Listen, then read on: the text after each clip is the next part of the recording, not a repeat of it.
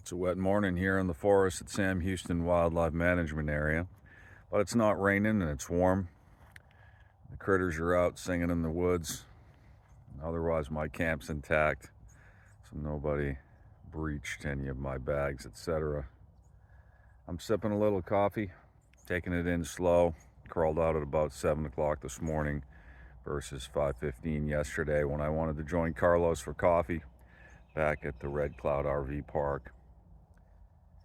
I've made a decision to go to the north of Austin, which is out of my way, which is not totally unheard of on my journeys by any means, to visit a friend that I worked with in the 90s when I was still in my 20s at a conservation area in southern Florida, not far from Naples. We actually worked in a forest like this one called a pine flatwood with sawtooth palmetto down below. I don't see any here, but I did see some yesterday on my way into Silsbee. So I'll rendezvous with him for, I'm thinking, 3 nights and 2 full days of rest. That's where I'm headed. Should be there in about 2 days.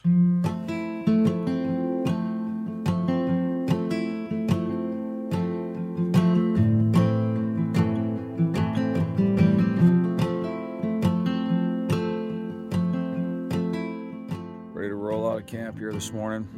It's about 60 degrees. Not even wearing any arm warmers now. It feels a bit nippy because there's moisture in the air, but it won't be long before I warm up, so I don't want to overdress either.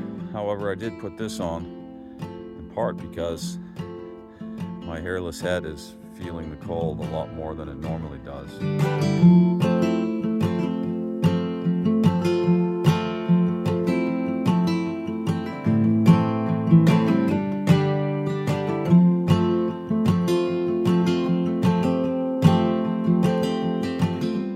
Inspired evening.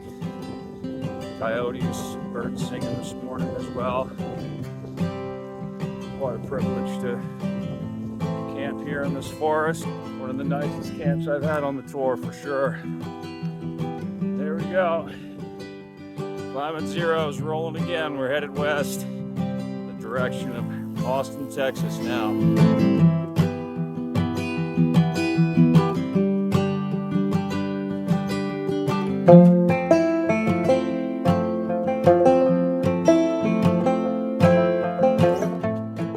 Successfully through Navasota, Texas, over the Navasota River and the Brazos, and closing the gap to where I'll pitch my tent tonight. Coming out of Navasota, you can see this road I'm on is quite comfortable. It's a rumble strip, but I've got plenty of room.